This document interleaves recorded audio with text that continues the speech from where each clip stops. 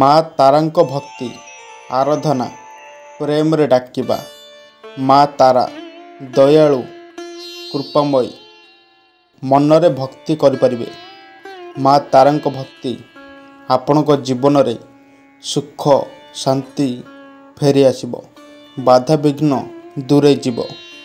ଆପଣ କୌଣସି ଅସୁବିଧାରେ ପଡ଼ିଛନ୍ତି, ବହୁତ ବଡ଼ ସଙ୍କଟ ଆପଣଙ୍କ ଉପରେ ମାଡ଼ି ବସିଛି। କେମିତି ମୁକୁଳିବେ ଚେଷ୍ଟା କରୁଛନ୍ତି, କ'ଣ କରିବେ ଜାଣିପାରୁନାହାନ୍ତି।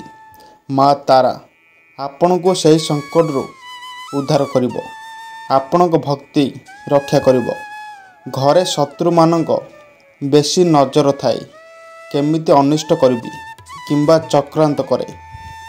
ଯେତେବେଳେ ମା ତାରାଙ୍କ ଉର୍ଜା ଶକ୍ତି ଆପଣଙ୍କ ସହିତ ଯୋଡ଼ି ହୋଇଥିବ, ଧୀରେ ଧୀରେ ଭୟଙ୍କର ରୂପ ନେବ। କେବଳ ଗୋଟିଏ ପଦ କହିଦେବେ ଭକ୍ତିରେ ମା ତାରା, ଦେଖିବେ ଉର୍ଜା ଶକ୍ତି ଶତ୍ରୁ ଉପରେ ପ୍ରଭାବ ପଡ଼ିବ। କାହିଁକି ନା ଆପଣ ମା ତାରାଙ୍କ ଭକ୍ତ। ମାତାଙ୍କ ଉର୍ଜା ଶକ୍ତି ଆପଣଙ୍କ ସହିତ ସଦାବେଳେ ପାଖେ ପାଖେ ରହିବ।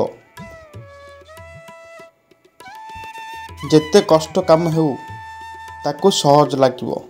ମା ତାରା ଉର୍ଜା ଶକ୍ତି ଜ୍ଞାନ ପ୍ରଦାନ କରିବ।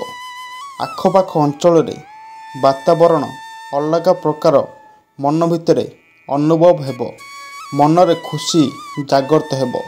ମାନେ ଏମିତି ଲାଗିବ ତାକୁ ସଂସାରର ସବୁ ଖୁସି ମିଳିଯାଇଛି, ଦୁଃଖ ଜୀବନରେ ନାହିଁ।